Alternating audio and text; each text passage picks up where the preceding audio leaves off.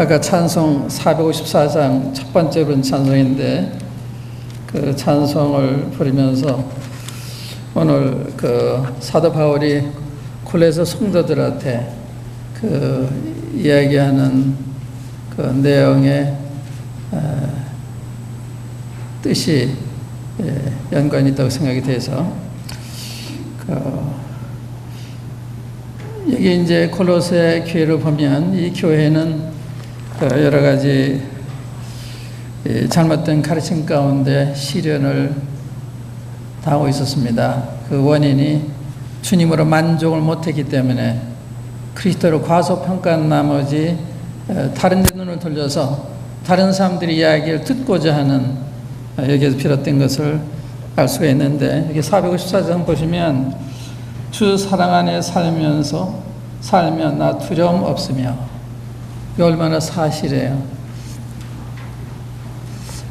우리가 이 주님의 사랑 안에 살고 있지 않기 때문에 두려워한다 이런 말씀도 드리겠습니다.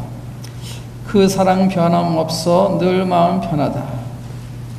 이게 주님만 생각하면 만족한 거예요.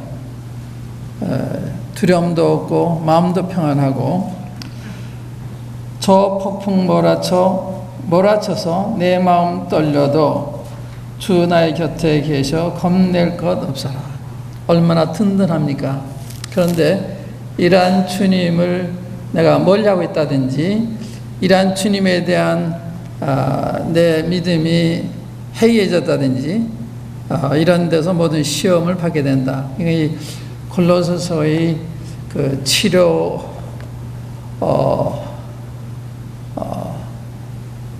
받을 수 있는 처방이 있다면 머리에 된 그리스도를 붙드는 거다. 주님을 붙드는, 주님께로 돌아오는 거. 그러면 모든 문제가 다 해결이 되는 거예요.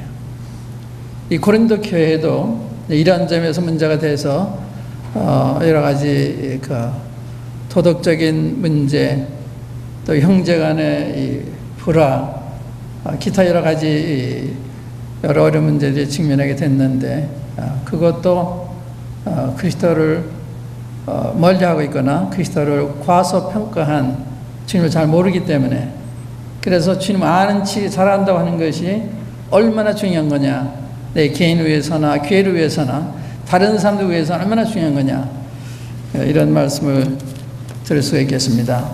우선 그 다음에 2절에 보시면 주 나의 목자시니 나 부족 없으며 주님이 정말로 내 목자가 되어 계시다면 부족하지가 않죠. 주님 내 마음에 온전한 의지가 된다면 부족이 없는데 주님은 온전히 의지를 못하고 있는 것은 내가 필요를 느끼지 않고 있거나 주님을 잘 모르고 있거나 이런 데에서 비롯됐다고 할 수가 있습니다. 주 인도하는 대로 늘 따라가리라. 그 지혜의 나를 깨워 내 앞길을 밝히니 그 지혜, 오늘 지혜에 대한 얘기 많이 나오는데 그 지혜의 나를 깨워 내 앞길을 밝히니 나 주의 길을 따라 주와 함께 살리라. 저 넓고 푸른 동산 내 앞에 열리고 그 검은 구름 거쳐 새하늘 보인다. 끝없는 나의 소망 저 환한 생명길 참복이 된 주님 늘 함께 하소서. 모든 게 다 환하게 보이는 거예요. 미래도 보이고 현재도 주님의 의지가 되고 근데 주님이 멀어지면 우리의 마음이 급속히 불안에 빠지게 되고 두려움에 빠지게 되는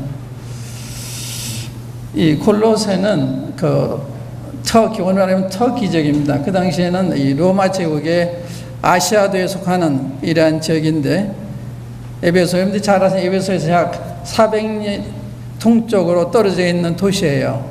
거기 하면 이제 라우디게아, 히에라볼리 그 도시가 이렇게 삼각을 이루고 있는 이러한 곳인데 저는 상당히 번성하는 도시였는데 후에 이 도시가 약화가 돼서 하나의 조그만 도시로 전락한 이런 곳이지만 여기에 사도 바울의 복음을 듣고 구원받은 에바브라고 하는 이 콜로새에서 온 에바브라는 이 청년인지 이분이 주님을 믿고서 돌아가서 복음을 전해가지고 생긴 것이 고레스 교회입니다. 여기 에바브라는 얘기 나오는데 나중에 에바브라가 로마에까지 가서 사도 바울이 똑같이 감옥에 갇혀서 그 감옥에 함께 갇힌 데가 됐는데 여러 측면에서 배울 게 너무나 많습니다. 여기 보면 첫째 우리 주님에 대해서 주님은 뭐라고 말씀하고 있나 이거 한번 주목해 보시면 굉장히 놀라시게 될 거예요. 우리 주님에 대해서. 그 다음 사도 바울은 모든 사역자 일꾼의 본이 되시는 분인데 참 저는 이분과 비교하면 너무나 이렇게 거리 먼 자신 발견하고 참 부끄러움을 느낍니다만은 이 바울 사도를 통해서 또 에바브라를 통해서 또 뒤에 죽이고 또 사랑받는 의원 누가 또 오네시모 또 에바브라 거기에 가서 고레 성도들에서 기도하고 있는 에바브라 이런 여러 가지 이런 분들을 통해서 배울 바가 너무나 많아요. 그런데 우선 이들이 복음을 듣고 어떻게 변화가 됐느냐, 복음이라는 게 뭐냐 하는 걸 이제 이 말씀을 읽어본 저 말씀가 있는데 한번 제가 읽어보겠습니다. 1장 1절부터 하나님의 뜻으로 말미암아 그리스도 예수의 사도된 바울과 형제 디모데는 여기 바울 사도께서 항상 하나님의 뜻으로 말미암아 그리스도의 사도가 됐다 이런 소명의식 여러분들도 이제 주님 부름받은 이 소명이 있으면 여러분의 삶이 변하는 것입니다. 주님이 나를 어떠한 일에 부르셨다 이러한 확신이 있으면 기쁨도 되고 책임감도 생기게 되고 이래서 그 일에 충실하게 되는데 여기에 대한 소명의식이 확실하지 않으면 하면 하고 못하면 못하고 이러한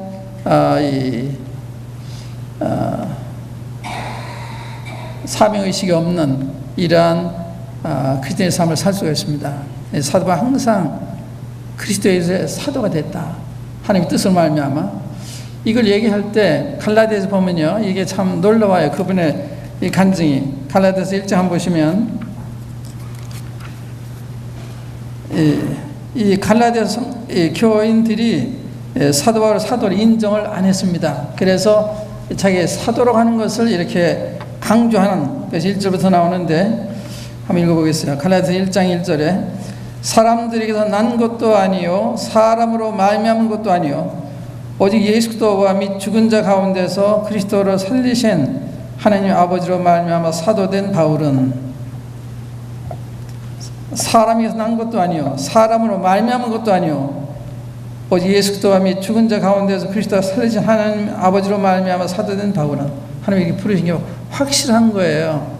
여러분들도 주님 나를 어떠한 일에 부르셨다 내가 어떤 은사를 주셨다 이게 확실하면 그래 충성하게 되고 그걸 위해서 더 주님의 지혜를 구하게 되고 이런데 내가 어떤 하는 일에 대한 것을 확실히 모르면 어떻게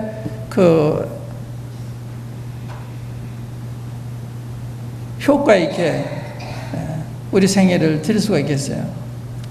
확실히 나는 집사를 부르셨다 장로를 부르셨다 혹은 구제하는 자를 부르셨다 가르치는 자를 부르셨다 보험자를 부르셨다 어떠한 부르심을 받더라도 그게 확신이 있으면 그게 충성하게 되는 거예요. 확신이 없으면 삶의 신실함이 없게 되는 것입니다. 사도 바울이 이렇게 확실했다는 걸 말씀을 드리고 그 다음에 이제 골로새에 있는 성도들 여기도 서울 북부에 있는 성도들 이렇게도 읽을 수 있는 것입니다. 골로새에 있는 성도들 곧 그리스도 안에서 신실한 형제들에게 편지하노니 서울 북부에 있는 성도들 곧 그리스도 안에서 신실한 형제들에게 편지하노니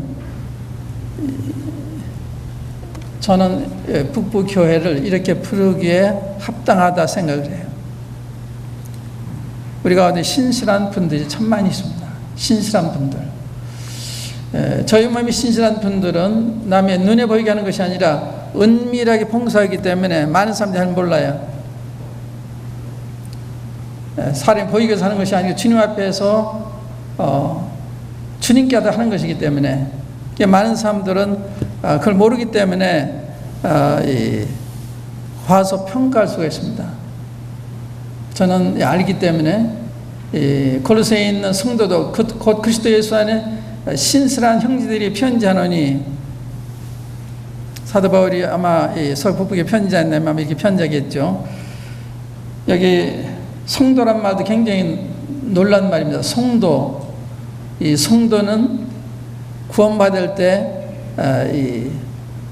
하나님께로부터 성도로 부르심을 받는 거예요. 이 성도란 말은 하나님이 성별한 자들이다. 하나님 위해서, 하나님이 쓰시기 위해서 구별해 놓은 자들이다, 이런 뜻이에요. 그러니까 우리는 하나님의 쓰임을 위해서 구별된 자들이 있잖아요. 나를 위해 사는 사람도 아니고 세상에 사는 사람도 아니고, 우리 어느 영역에서 일을 하더라도, 직장에서 일을 하더라도 거기서 주님을 섬기고 주님께 하기 때문에 그런 성도의 역할을 하게 되는 것입니다.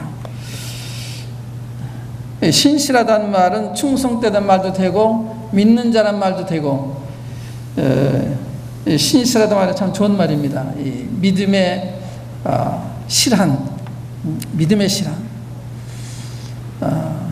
그러니까 우리가 이제 이러한 그 평을 받을 수 있다면, 이제 뒤에 보면 그 두교라는 사람한테 사랑을 받는 형제요, 신실한 일꾼이요, 함께된 종이다, 이런 말씀이 나와요. 그러니까 한 사람에 대해서 사랑을 받는 형제다.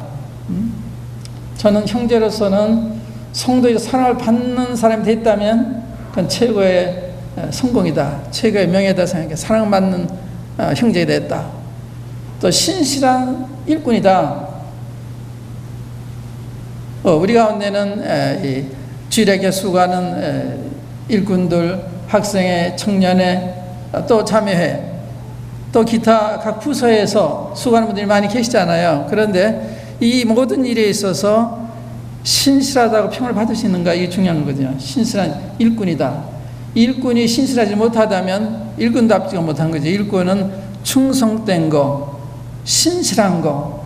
이 신실하다는 말은 하는 일에 최선을 다할 뿐만 아니라 믿음직스럽게, 정직하게, 이게 다 신실에 속하는 거죠. 이런 평을 받을 때 일꾼이면 최고의 명예다. 처음에 아무개 형제는 실신한 일꾼이다. 신성 일꾼.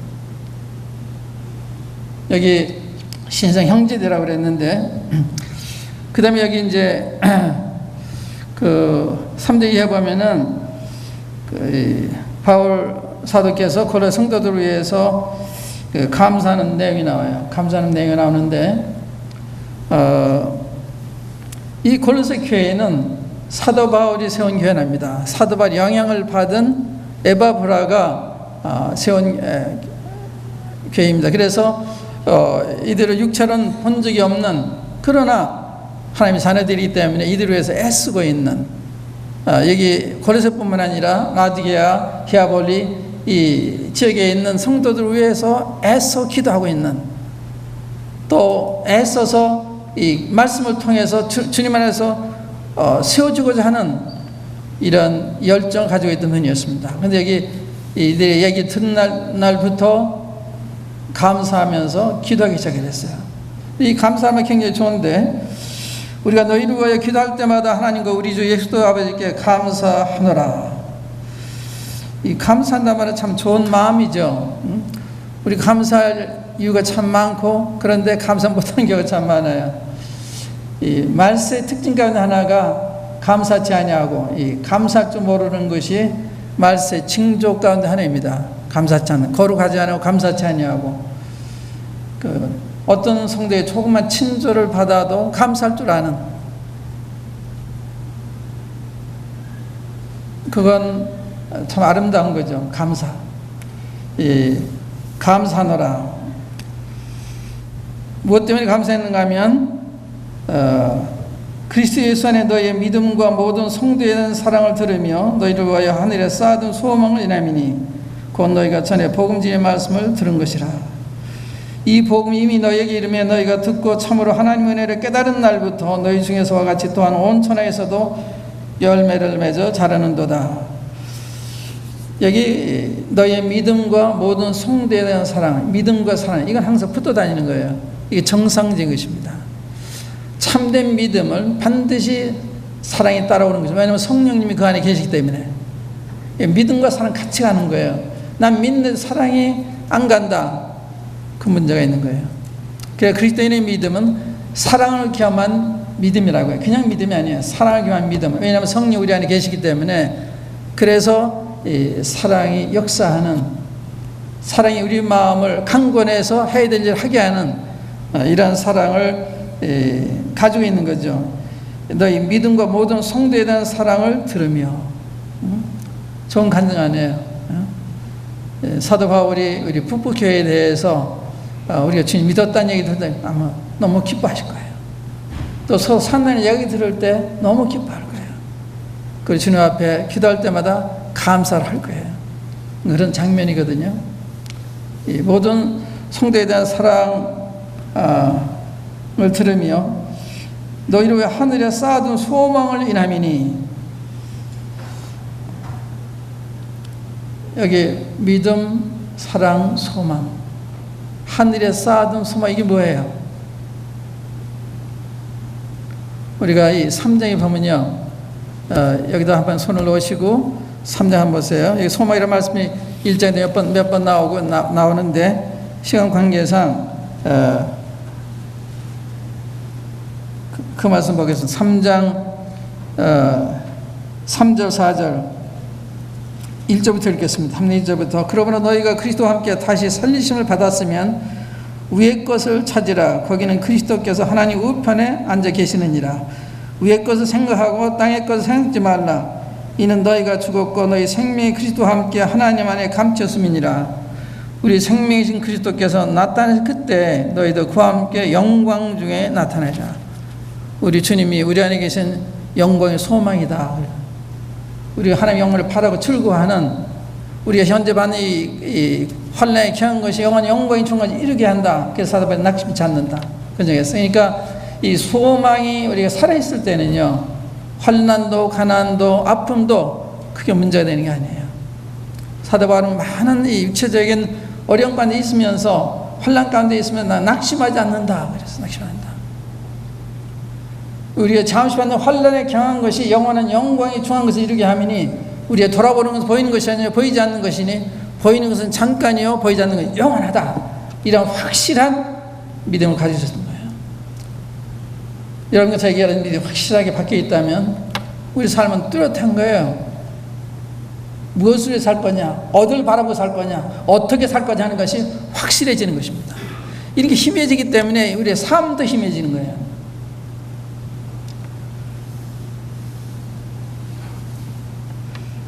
여기 너희가 전에 복음 진리의 말씀을 들은 것이라. 복음 진리의 말씀 6절에 보면 이미 이 복음이 이미 너희에게 이름에 너희가 듣고 참으로 하나님의 은혜를 깨달은 날부터 너희 중에서와 같이 또한 온 천하에서도 열매를 맺어 자라는도다.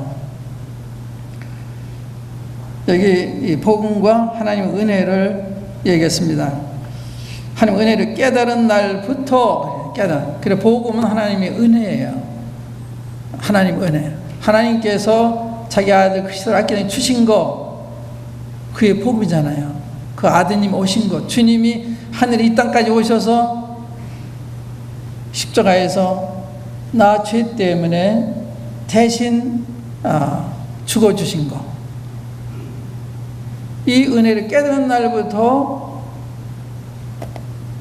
열매 맺기 시작했다. 그러니까 이 복음이 이르면 어느 사람이 이르든지 어떤 나라 사람이 이르든지 열매맺기 사람이 변하는 거예요.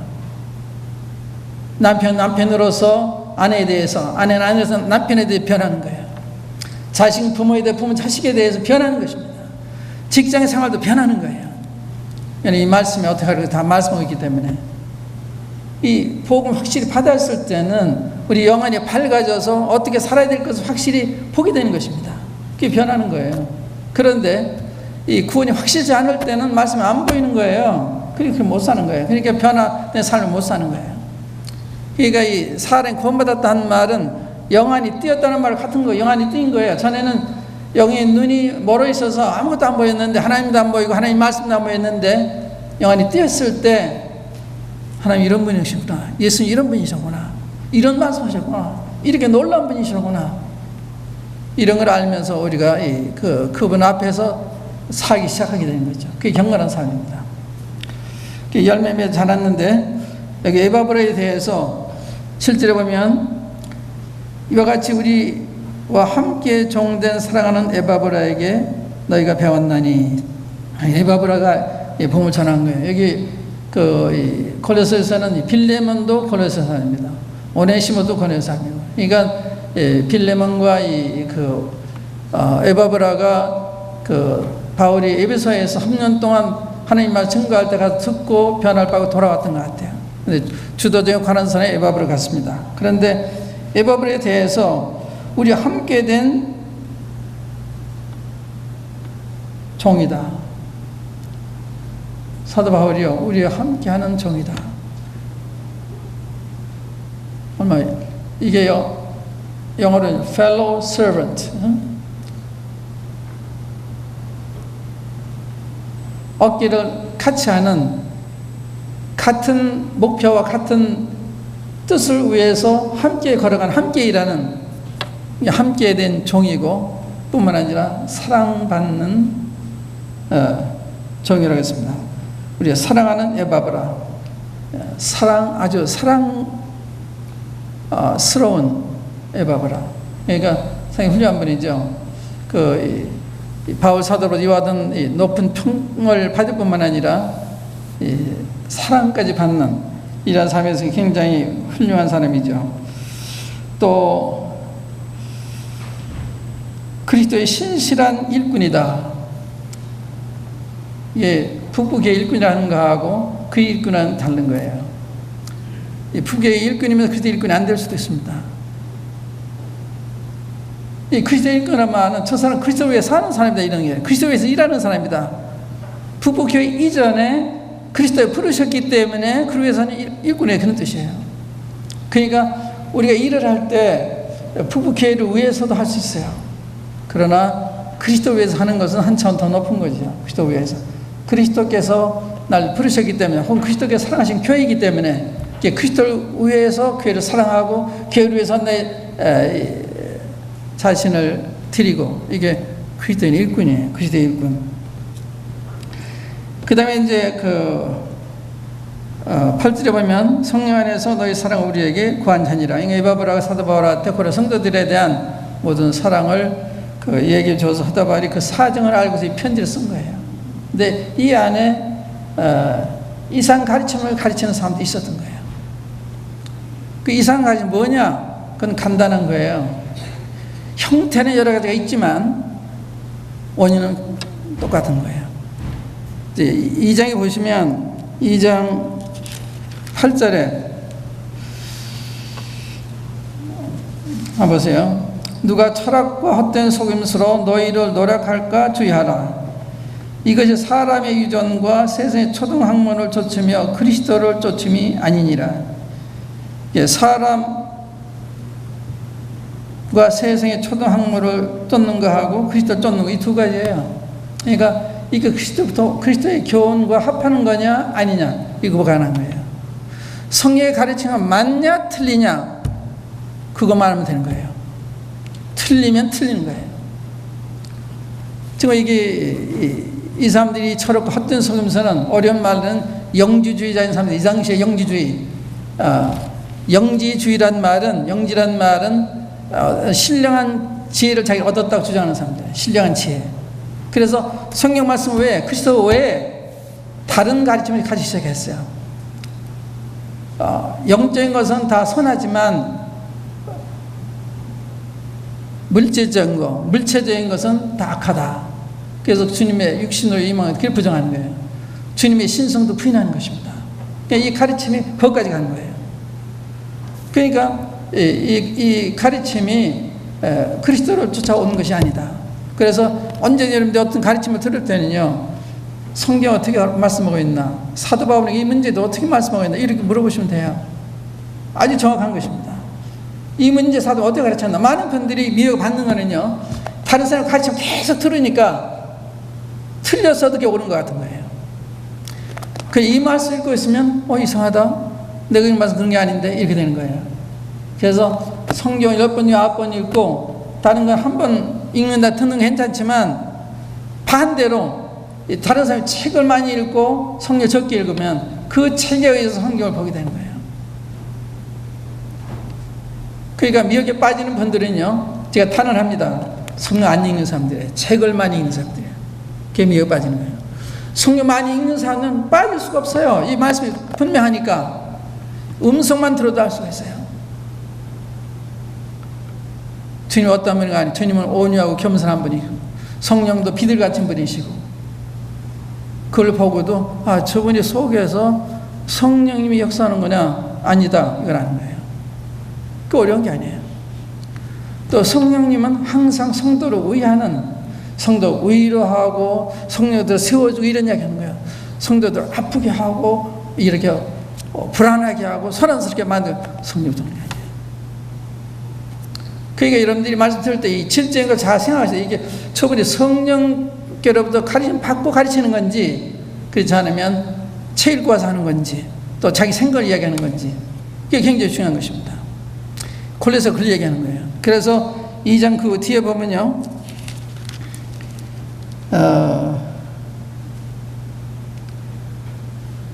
이제 19절 보세요. 머리를 붙들지 아니하는지라. 이게 문제겠죠. 머리를 머리 된 주님을 붙들지 아니하는지라. 온 몸이 머리로 말미암아 마디와 힘줄로 공급함을 얻고 연합하여 하나님이 자라게 하심으로 자라느니라.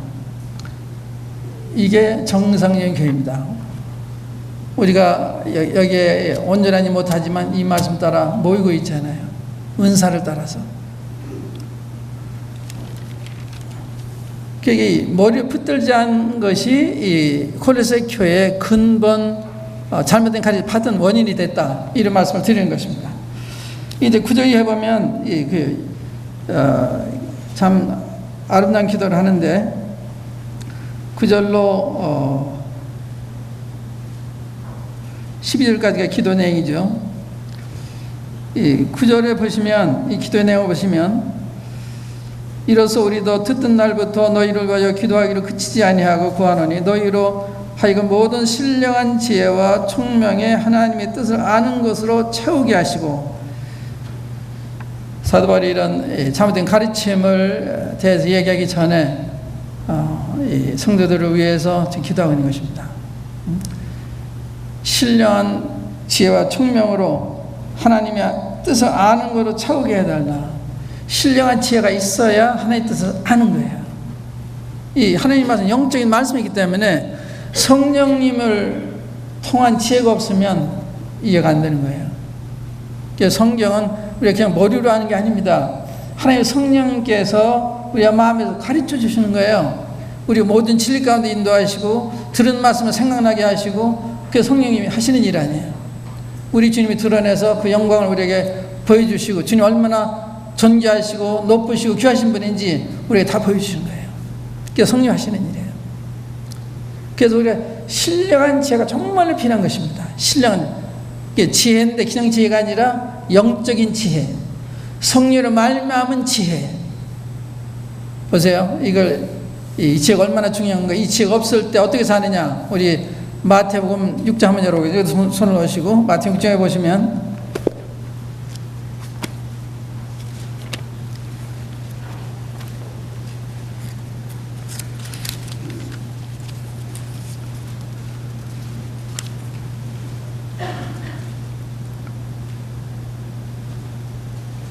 19절 이하를 읽겠습니다.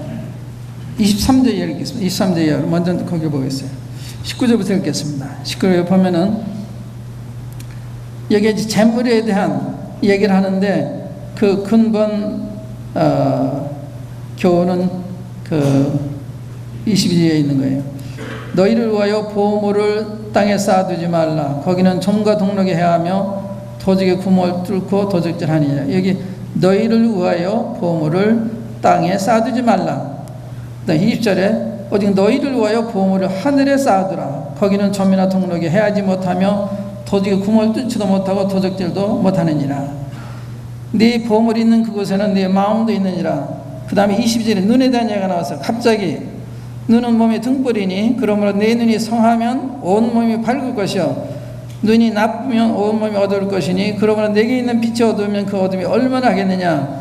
그럼 내게 있는 내 안에 있는 빛이 그런 말이에요. 그러면 내 안에 있는 빛이 어두우면 그 어둠이 얼마나 하겠느냐. 하늘나라하고 땅을 바꾼다는 거예요. 그 다음에 그 24절 보면 한 사람이 두 주인을 섬기지 못할 것이니 혹 이를 미워하며 저를 사랑하거나 혹 이를 중히 여기며 저를 경히 여김이라. 너희가 하나님과 재물을 겸하여 섬기지 못하니라. 하나님 대신에 재물을 택한다는 거예요. 그러니까 영적인 지혜가 없을 때는 하늘나라 세상을 바꾸는 거예요. 재물과 하나님과 바꾸는 거예요. 얼마나 어리석은 삶을 사는 거예요. 그렇기 때문에 신령한 지혜가 굉장히 필요한 거예요. 신령한 지혜가. 그러니까 우리가 모든 일에 신령한 지혜에서 바른 가치관을 가지게 되는데 신령한 지혜가 없으면 가치관이 서지 않기 때문에 내 그냥 생각대로 사는 거예요. 무슨 얘기 하는지 알아들으시죠?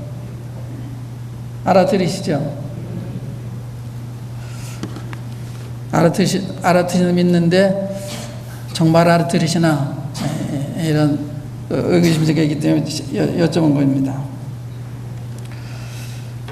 그러니까 이 신령한 지혜와 총명의 하나님의 뜻을 아는 것 채우게 하시고 신령한 지혜와 총명에서 하나님의 뜻을 안다. 우리가 이 로마서 12장에 보면 이런 말씀했죠. 이 세대를 본받지 말고 오직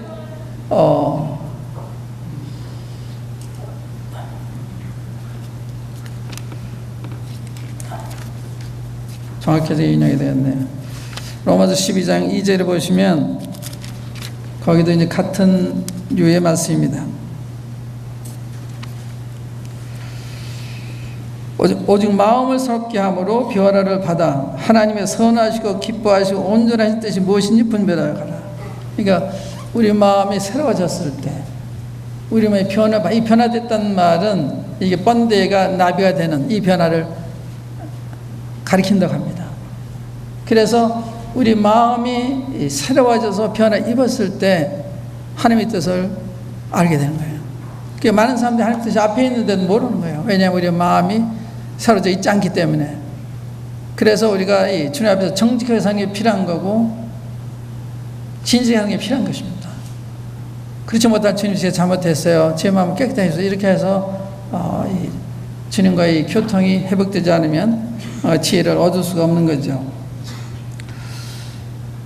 그 다음에 이제 기도 내용 가운데서 이게 제가 나중에 전부 딴 형제님들 하실 테니까 거기 10절에 보면 하반절에 하나님을 아는 것에 자라게 하시고 하나님을 아는 것에 하나님을 우리가 신령한 지혜를 통해서 이 하나님을 더욱 알게 되는 하나님 더 깊이 친밀하게 알게 되는 그게 다 필요한 것입니다. 또 그 11절에 그 영광의 힘을 쫓아 모든 능력으로 능하게 하시며 기쁨으로 견딘과 오래 참에 이르게 하시고 여기 좋은 말씀입니다. 기쁨으로 모든 견딘과 오래 참에 이르게 하시고 우리가 어려운 일을 당할 때 기쁨으로 참는 거예요. 기쁨을 참는 억지로 참는 게 아니라 기쁨으로 참는 이런 것이 하나님의 능력이에요. 하나님의 능력이 우리 역사할 때는 참기 어려운 것도 기쁨으로 참게 되는 것입니다. 그걸 위해서 기도하는 거예요. 이게 좋은 간증이거든요. 똑같이 낙심하고 똑같이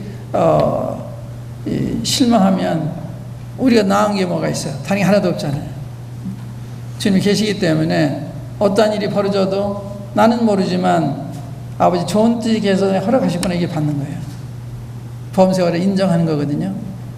그 지나가 보면 이래서 주님이 나한테 허락하셨구나 이렇게 되는 거예요. 그래서 이 기쁨으로 어려운 일을 견디고 오래 참고 이것도 굉장히 좋은 우리에게 이루어지길 바라는 기도의 내용입니다. 그 다음에 12절에 놀라운 말씀이죠. 우리로 하여금 빛 가운데서 성도의 기업의 부분을 얻기에 합당하게 하신 아버지께 감사하게 하시기 원하라. 이 감사 안 할 수도 있기 때문에 이 성도의 기업의 부분을 얻기에 합당하게 하신 아버지께, 그러니까 성도의 기업을 얻을 자격을 주신 아버지께 어떻게 자격을 얻었어요? 우리는 성도의 기업에 얻을 이 자격을 얻은 사람들이잖아요. 주님을 인해서. 그런데 감사하지 않을 수가 있기 때문에 감사하기를 원한다고 기도를 했습니다. 그 다음에 이제 성도의 기업의 후원을 얻기 합당하게 하셨다고 그랬는데 13절 보시면요. 그가 우리를 흑암의 권세에서 건져내사 그의 사랑의 아들의 나라로 옮기셨으니, 이거 사실이 아니에요. 이 흑암의 권세는 사단의 권세, 사단의 권세가 속박되어 있다가 거기에서 해방을 받은 거예요. 그 사실이잖아요. 그러니까 여러분들이 이 자리에 계신 거예요. 주님을 따라 살고 있는 것입니다. 이게 여러분과 저희 체험의 사실이에요. 흑암의 권세에서 건져내서 그의 사랑의 아들의 나라로 옮기셨으니, 이것도 사실이에요. 이 말씀 우리가 다 해당되는 거예요. 이게 사실이 아니라면 이상한 거예요. 그러니까 우리가 이 세계 하나님의 아들의 머리가 된 이 교회에, 이 하나님의 나라에 우리 옮겨져 있는, 놀랍지 않아요? 현재 우리의 위치가 놀랍지 않아요? 이게 다 하나님이 은혜로 우리의 생애 속에 역사하신 거죠. 흑암의 권세 건져내서 그의 사랑의 아들의 나라로 옮기셨으니, 그 다음에 그 아들 안에서 우리가 구속과 지삼을 얻었도다. 이 구속 지삼이라는 말은, 구속은 뭔가 하면, 구속이라는 말은 이 몸값을 지불한, 이 노예 시장에 가서 노예 살 때 너희 몸값이 있잖아요. 몸값을 지불한 걸 가리키는 거예요. 우리에 대한, 우리가 사단의 노예를 있었는데 주님이 우리 죄에 대한 몸값을 십자가에서 피로서 지불하신 거예요. 그 몸값이 다 지불된 것입니다. 그 다음에 우리에게 제사함을 주신 거예요. 이것도 다 사실입니다. 이건 우리가 못해서 된 것이 아니라 은혜로 우리에게 주어진 거죠. 구속과 제사함 받았다는 이 제사함이 영원한, 히브리서 9장 12절에 보면 그의 피로 영원한 속죄를 이루셨다. 이러니 여러분 다 아는 말씀인데 굉장히 놀라운 이야기. 이걸 음미해 보시면 굉장히 놀라워요. 우리가 받은 구원이 너무나 놀라운데 너무 당연한 거로 생각하기 때문에 놀랍게 생각 안 하며 살고 있습니다. 굉장히 놀라운 거예요. 지금 딴 길을 가고 있는 거예요. 세상 사람들과 딴 길을 가고 있는 것입니다. 딴 나라에 와 있는 거예요. 너무나 사실이죠. 그 다음에 이제 15절 이하로 우리 주님에 대한, 지금 이 영지주의자들이 주님의 신성도 믿지 아니하고 주님의 육체로 오신 믿지 아니하고 이 잘못된 가르침 가지고 있네요. 그런 지혜를 얻어야 충만해진다. 이런 잘못된 가르침이 가르치고 있기 때문에 이런 이야기 정말 주님을 강조하는 것입니다. 우리 주님 어떤 분이신지 보세요. 예수님 누구시냐? 잘 보세요. 15절에 그는 보이지 아니하신 하나님의 형상이요. 하나님 보이지 않잖아요. 보이지 않는 하나님의 형상이라는 말은 하나님과 똑같은 분이요, 그 말이에요. 도장 찍으면 그 도장하고 찍힌 거가 똑같잖아요. 형상은 그런 말이에요. 그래서 이 요한복음 14장에도 보면 날 본 자는 아버지를 봤거늘 어찌 아버지를 보이라고 하느냐. 주님과 똑같은 분이에요. 똑같은 분. 날 본 자는 아버지를 봤다. 이 하나님에 대한 걸 우리가 다 이해 못해요. 이사야서 9장 같은 보면 한 아들이 우리에게 낳았고 그의 이름은 전능 하나님이라 영존하시는 아버지라. 아들인데 아버지예요. 어떻게 설명할까요? 그래서 이 하나님은 설명이 굉장히 어려운 거예요. 하나님 아버지, 하나님 아들, 하나님의 영, 그리스도의 영, 굉장히 우리의 머리로서는 다 헤아리기가 어려운, 당연한 거죠. 하나님 우리 머리로 다 이해할 수 있던 건 하나님이 아니시죠. 하나님은 이 초월적인 분이시기 때문에 우리가 이해를 못하는 거죠. 그러니까 하나님이 하시는 일을 우리 인간의 경험을 가지고 생각하니까 이해가 안 되는 거예요. 죽은 자이 살아났다. 그건 인간 할 수 없는 거예요. 죽은 날에 살아났다. 물 위로 걸어가셨다. 말씀 한마디로 병을 낫게 하신다. 이해가 안 가는 거예요. 이해가 당연한 거지. 이해 안 가야 되는 거예요. 하나님이시기 때문에 하는 거예요. 하나님이시기 때문에. 하나님 말씀이 천지 만물을 만드신 분이니까. 주님의 빛이, 이스라엘 빛이 있은 것과 소경한테 보아랑 같은 거예요. 보아랑 눈이 떠지잖아요. 이 천지만 만든 그 능력이 살의 병을 고치는 거예요. 여기 우리 주님에 대해서 보세요. 그는 보이지 않는 하나님의 형상이요. 히브리서 1장에도 그 말 나오죠. 영광의 광채시요 그 번째 형상이라. 우리 주님은 하나님 아버지 똑같은 분이신데, 하나님 아버지께서 육신을 입고 오셨을 때 똑같은 분이십니다. 보이지 않는 하나님이, 보이는 하나님이 나타나신 분이 우리 주님이에요. 그러니까 겉으로 보면 사람인데 말씀하시 행하는 거 보면 하나님이에요. 그런데 말씀하신 것이 아니라 그런 능력, 전능한 능력, 전지한 뭘 다 나타내시기 때문에 부정할 수가 없는 것입니다.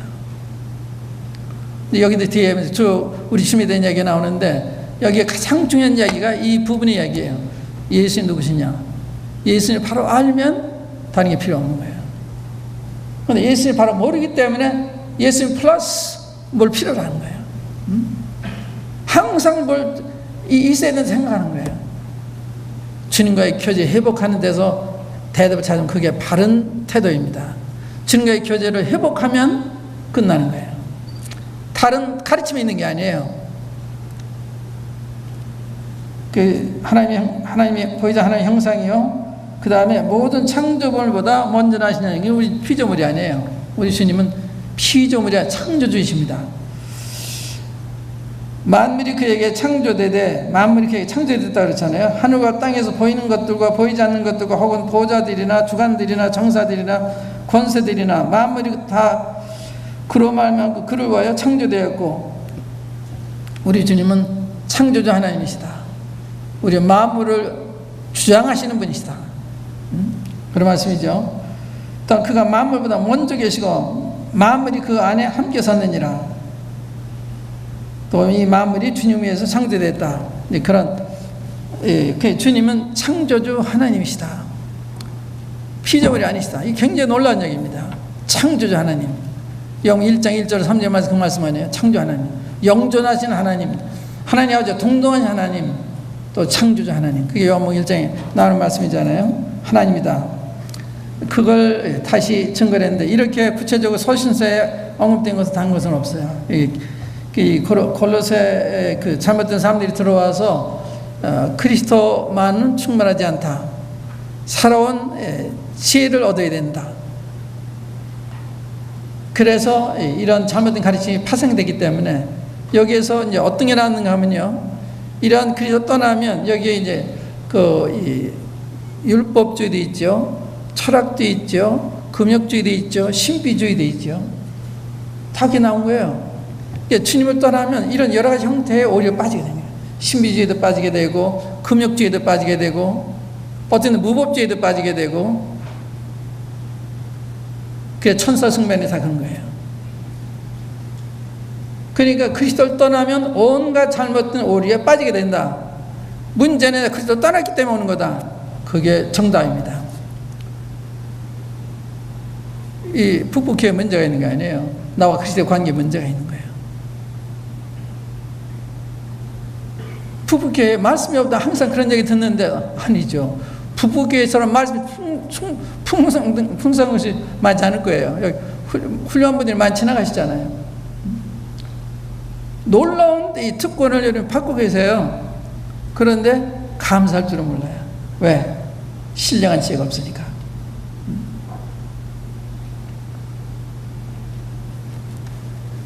그 다음에요, 18절, 그는 몸인 교회의 머리라. 그가 근본이요 죽은 자들 가운데서 먼저 나신 자니 이는 친히 만물의 으뜸이 되려 하심이라.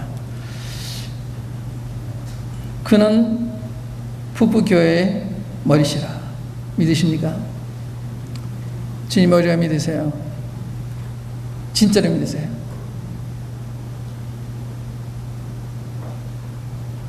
그럼 머리가 다 우리를 돌아보게 책임이 있습니다. 우리에 대한 책임감을 가지시고 우리를 돌아보시고 우리를 보호하시고 우리 인도하시는 이런 분이십니다. 근데 이분이 어떤 분이시냐? 조금 전에 묘사된 그러한 창조주 하나님, 만물을 주관하신 하나님, 이런 놀라우신 분이 우리 머리세요. 그러니까 아까 찬송 맞잖아요. 찬송에 그분이 우리 목자가 되시니까 주는 나의 목자시니 나 부족함 없으며, 맞는 거예요. 여호와는 나의 목자인 내 부족함이 없다. 부족함을 느끼는 이유는 주님이 부족해서 그래요? 내가 부족한 건 틀림없죠. 주님과 연결한 데 있으니까 부족을 느끼는 거예요. 먼저 거기에 있는 것입니다. 그래서 주님과의 관계 회복하는, 내 마음에 무슨 죄가 있다든지 잘못한 게 있을 때는 주님이 잘 안 보여요. 말씀이 안 들어와요. 좀 도와주세요. 제가 병들었습니다. 그 고백해야 되는 거예요. 그 말씀이 들려줘야 되잖아요. 그 그냥 지나니까 믿지 않는 사람같이 행동할 때가 많이 있게 되는 거죠. 여기 친히 만물의 으뜸이 되려 하십니다. 으뜸이란 말이 이게 참 경외한 이야기인데요. 우리말에 탁월하다는 말이죠. 탁월하다. 탁월하는 우월한 것 중에서도 특별히 우월하다 이런 뜻, 탁월하다고 뜻이라고 생각이 되는데, 우리 주님은 탁월한 정도가 아니라 초월하신, 초월적인 분, 가장 높으신 분, 으뜸이 그 말이에요. 우리 주님이 가장 높으신 분이에요. 아버지께서 우리 주님을 충만히 주님 안에 거하게 하셔서 으뜸이 되기를 기뻐하셨어요. 아버지께서는 모든 충만으로 예수 안에 거하게 하시고, 우리 주님이 충만하면 우리도 충만해지는 거예요. 그래서 이 장에 보면 우리도 그 안에서 충만해졌다 그러잖아요. 2장 10절에 보세요. 10절에 보시면 너희도 그 안에서 충만해졌으니 그는 모든 성소와 권세의 머리시라. 주님이 충만하시기 때문에, 나 충만한 것은 머리와 몸이 따르지가 않잖아요. 같잖아요. 머리가 완전하시니까 나도 그 혜택을 보는 거예요. 또 몸이 붙어있는 내가 이 머리와 연결되어 있으니까 충만한 상태에 있는 거예요. 근데 그게 나한테 흘러오지 않는 게 내 개인적인 문제죠. 그래서 아버지께서는 이 충만으로 아들 안에 거하게 하시기를 기뻐하셨다. 놀라운 말씀입니다. 그 다음에 그 이하에 보면 거기 읽을 필요가 있습니다. 그의 십자가의 피로 화평을 이루사 만물 곧 땅에 있는 것들이나 하늘에 있는 것들을 그로 말미암아 자기와 화목해 되기를 기뻐하심이라. 우리 주님이 이렇게 오신 목적 가운데는 하늘과 이 땅이 지금 불화 상태에 있잖아요. 하늘 따라 세상 따라 멋대로 가잖아요. 주님이 오셔서 우리 화목해 하셔서 나중에는 하나로 통이 되는 거예요. 주님이 머리가 되시고 우리는 그 밑에 다 순복하는 입장에 있게 되는 거거든요. 이게 죄 없는 상태로 돌아갔을 때 그렇게 되는 거예요. 그래서 주님이 우리 자 담당하셔서 우리 화목해 주셨기 때문에 이 천지가 화답하고 천지가 함께 주님의 명령하에서 움직이는 것이 주님의 계획이십니다. 하늘에 있는 것들이나 땅에 있는 것들이 그리스도 안에 화목되는, 그리스도 머리로 한 화목. 그래서 앞으로는 이제 하늘과 땅이 오늘처럼 이렇게 막힌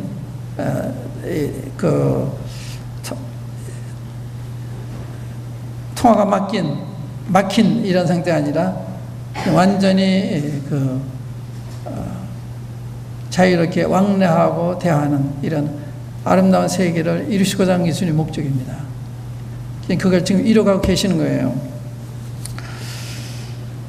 그 다음에 악한 행실로 멀리 떠나 마음으로 원수가 되었던 너희를 이제는 그 육체의 죽음으로 말미암아 화목케 하사 너희를 거룩하고 흠없고 책망할 것이 없는 자로 그 앞에 세우고자 하셨으니, 여기 우리의 입장이죠. 이 고로새인데, 고로새가 이제 이방인도 우리 마찬가지죠.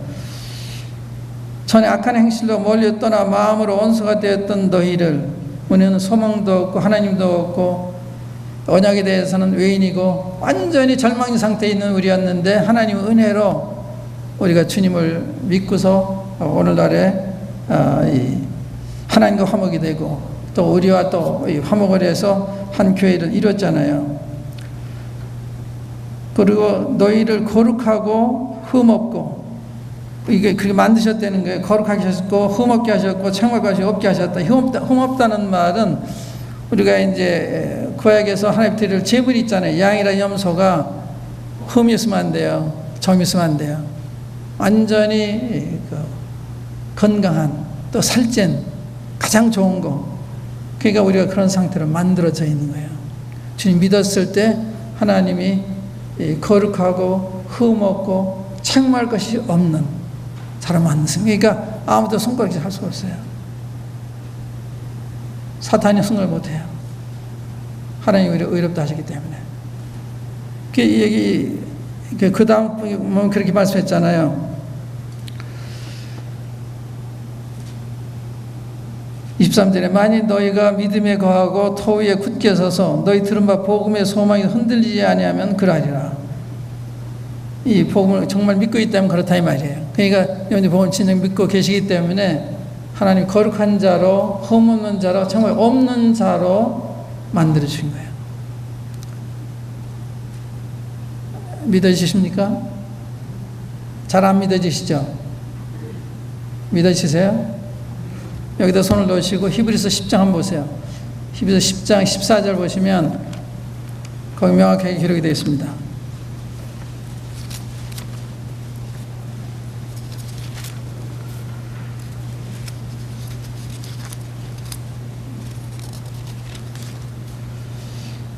보세요. 저가 그리스도께서 한 제물로 거룩하게 된 자들을, 이 제물이 거룩하게 하는 거예요. 우리가 거룩한 행실로 거룩해지는 것이 아니라 주님 몸을 들이셨을 때 10절의 말씀까지 거룩함을 받았어요. 그런데 한 제물 거룩하게 된 자들을 언제까지 어떻게 하셨다고 그랬어요? 영원히 온전케 하셨느니라. 이게 하나님의 은혜로 거저 우리에게 주어진 거예요. 영원히 온전한 사람들이 된 거예요. 이게 하나님이 보시는 우리입니다. 우리가 보는 우리는 그렇지가 않죠. 우리 온전하지가 않죠. 그러나 하나님은 그리스도를 통해서 우리를 영원한 속죄에 이루셨기 때문에 영원히 온전케 하셨다. 그래서 믿음은 그리스도를 통해서 보는 게 믿음이에요. 그리스도 통하지 않은 건 불신이에요. 그리스도 통해서 보는. 그래서 기뻐하고 그렇게 감사하는 거예요. 어떤 형제가 간증을 하면서요, 아주 오래전이었는데 죄를 짓는 순간에 용서함 받는 맛은 꿀맛 같다. 그런 간증을 했어요. 거기 한 노예님이 계셨는데 그렇다고 자꾸 죄를 지면 안 돼 그랬어요. 그런 뜻이 아니죠. 그러니까 계속 죄를 져야지가 그런 뜻이 아니에요. 이렇게 어쩔 수 없이 잘못했을 때 하나님 용서했다는 그 얘기를 할 때 너무 좋은 거예요. 그러한 하나님의 은혜에 대해서 기뻐하는 그런 간증인데 그분은 은혜를 모르는 분이었기 때문에 그걸 그렇게 받은 거예요. 그분은 복음의 변질이 돼서 교제를 안 하고 있습니다만은 그렇게 된 거예요. 그러니까 그런 분은 그게 그렇게 들은 거예요. 우리는 참 놀랍게 들었는데,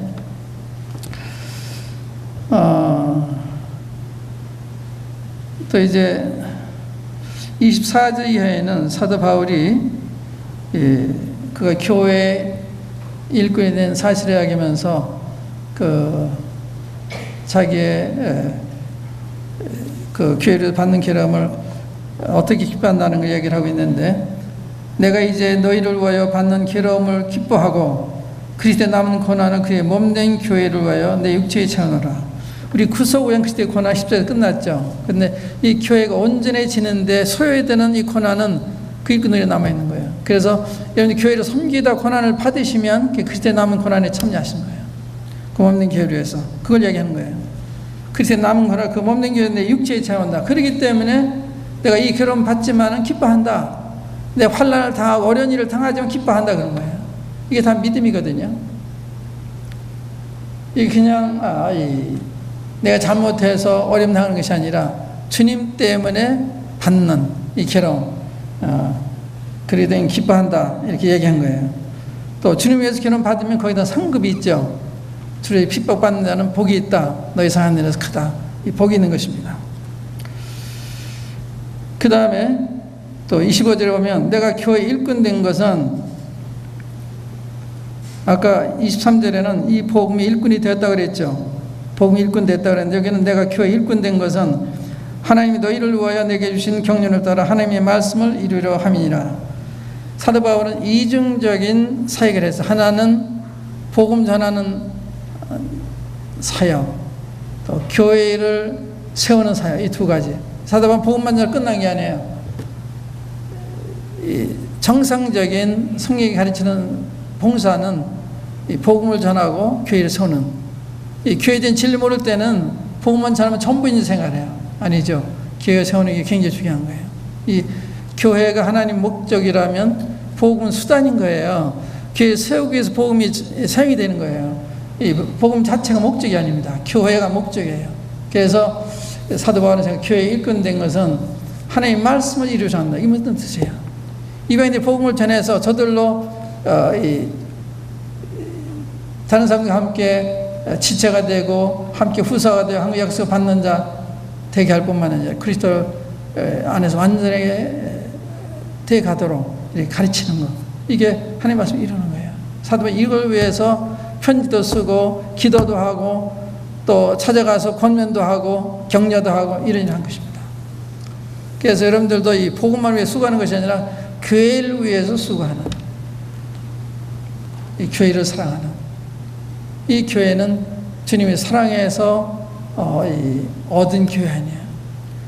그리스도에서 교회를 사랑하시고 위해서 자신을 주셨다. 이렇게 됐잖아요. 주셨다. 주님이 자기를 바치는 사랑인 교회이기 때문에 사도 바울도 자기 모든 걸 바쳐서 사랑할 만한 가치가 있는 교회다. 이렇게 본 거예요. 고린도 후서에 보면요, 사도 바울이 고린도 교회가 저렇게 무례한, 무도한 이런 교회에 대해서 어떻게 썼는가 하면 여기다 손을 넣으시고요. 고린도 후서 12장 한번 보세요. 고린도 후서 12장에 보시면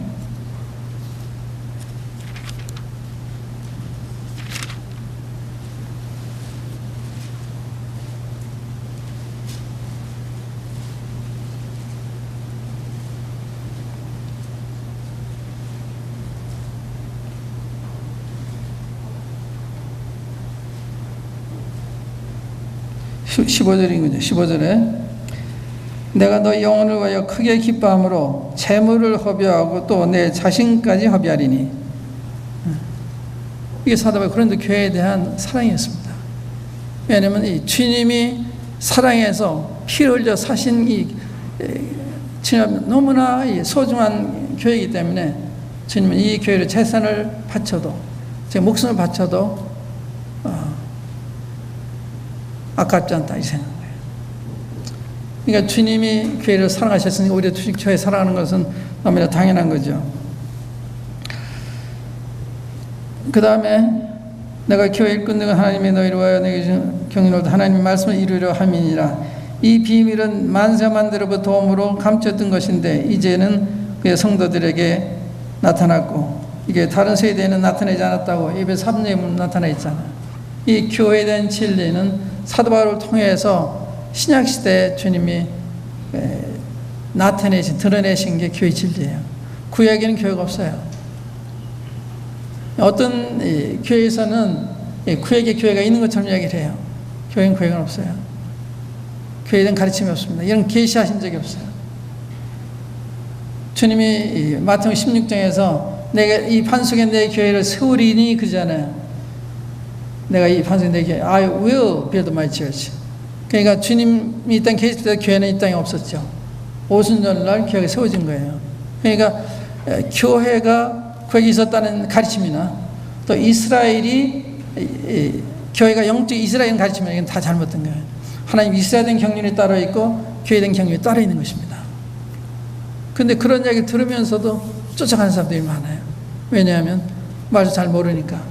제가 여러분 이렇게 말씀드려도 정말 알아들으시나 항상 의문인가, 왜 그런 가르침을 과거에도 했는데 심각하게 못 듣고 있으니까 그게 미혹을 당하더라고요. 만대로부터 모두 감췄던 것인데 이제 그 성도에 나타나고, 하나님이 그들로 하여금 이 비밀의 영광이 이방인 가운데 어떻게 풍성한 것을 알게 하려 하심이라. 이 비밀은 너희 안에 계신 그리스도시니 그 영광의 소망이니라. 이 비밀의 영광이, 이 비밀은 교회지요. 교회인데 교회의 머리 대신 그리스도를 지금 여기 강조해요. 에베소서는 이 그리스도의 몸인 교회를 위에서 승리라면, 이 골로새서는 교회의 머리 대신 그리스도를 증거하는 거예요. 그러니까 머리 부분을 강조하고 있다면 자기 몸 쪽을 강조하는 거예요. 에베소서는 그 차이입니다. 그러니까 그래서 이 비밀의 영광이 이방인 가운데 어떻게 풍성한 것을 알게 하심이라.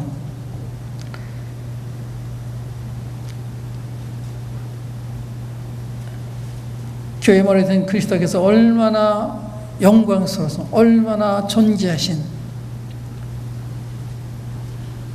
이것을 알기로 하는 건데 우리도 아는가 모르는가, 저도 아는가 모르는가, 저도 안다고 이렇게 얘기할 만큼 못해요. 제가 이론은 아는데 정말 이게 내가 알고 있나, 이렇게 의문이 되는 것입니다. 알면 너무 다를 거예요. 여기 이 비밀의 영광이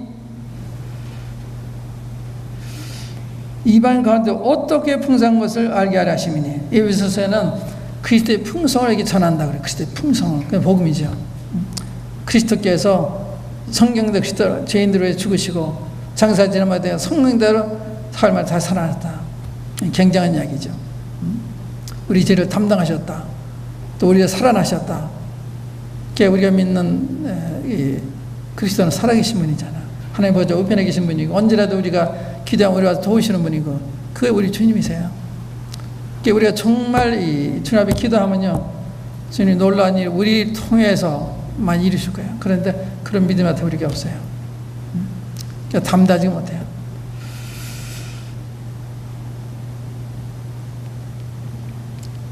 그리고 이제 28절에는 우리가 그를 전파하여 각 사람을 권하고 모든 지혜로 각 사람을 가르치면 각 사람 그리스도 안에서 완전한 자 세우려 함이니, 이게 사도 바울의 사역의 목표였습니다. 각 사람을 주님 안에 성숙한 자로, 그리스도를 닮은 자로 만드는, 그리스도는 온유하고 겸손하고 은혜와 진리가 충만하고 이런 사람들 일으키는, 이게 그 사역의 목표예요.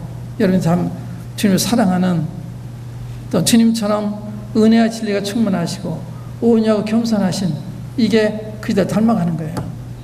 그래서 주님은 어떻게 겸손하셨나, 주님은 어떤 점에서 온유하셨나, 나는 어떤 점이 좀 부족한가, 어떤 점에 주님은 은혜를 주셨나, 어떤 점에서 진실하셨나, 이런 걸 비교해 보는 거예요. 그러고서 그걸 쫓아가는 것입니다.